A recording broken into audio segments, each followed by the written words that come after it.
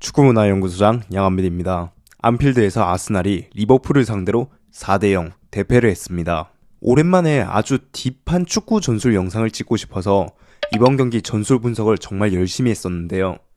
하지만 오늘은 아르테타 감독이 전술보다 저를 더 울컥하게 만든 포인트가 있어서 그 부분에 대해서 영상을 찍기로 결정했습니다. 클롭과 아르테타가 경기 중 아주 강하게 언쟁을 한 장면이 있었습니다. 그들은 도대체 무슨 이야기를 했던 걸까요? 먼저 상황부터 설명해 볼게요. 전반 31분 0대0 상황이었습니다. 알리송의 골킥을 토미야스와 마네가 공중경합을 했습니다. 마네의 파울 장면이었는데요. 심판의 콜이 조금 늦었어요. 그래서 아르테타는 파울이 주어지지 않을 거라고 생각을 했는지 화가 난 듯 팔을 막 휘저었습니다. 클롭은 이를 보자 터치라인에서 아르테타에게 직진을 합니다. 그러자 그 후 클롭 감독과 아르테타 감독의 썰전이 발생했는데요.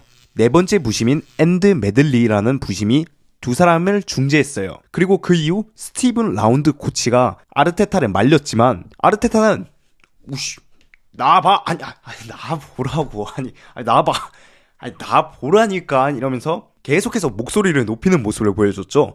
그리고 입모양이 누가 봐더라도 fuck off 딱 그 모양이었습니다.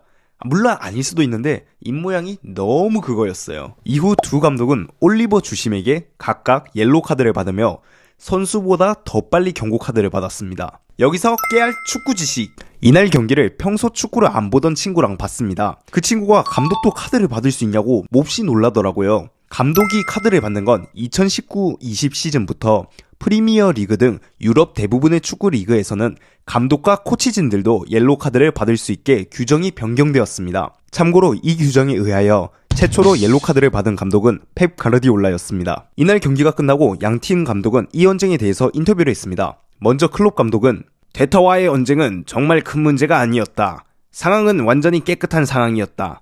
거기서 무엇을 원하나? 마네는 정말 컨택이 정말 없었다 라고 얘기를 했다고 합니다. 아르테타 감독은 정말 멋있는 인터뷰를 했죠.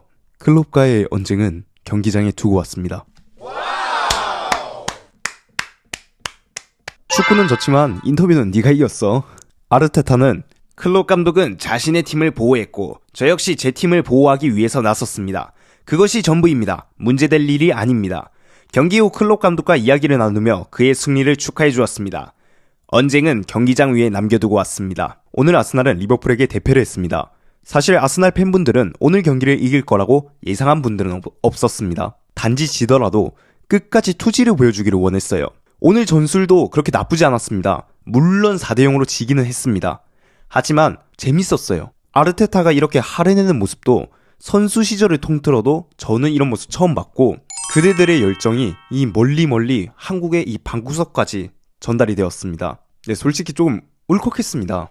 저도 이날 경기 기대는 했어요. 기대는 했지만 만약에 저한테 돈을 걸려고 했으면 저는 리버풀 승리에 돈을 걸었을 거예요. 그런데 이런 0대0 상황에서 생각보다 선수들이 좀 전반전에는 나름 잘 막았단 말이죠. 나름 잘 막은 상황에서 그렇게 동등한 위치에 서서 물러서지 않고 싸우는 모습을 보니 우리가 항상 선수들한테 얘기를 하죠. 우리가 선수들한테 얘기를 하는 게 질 거라고 생각하지 마라.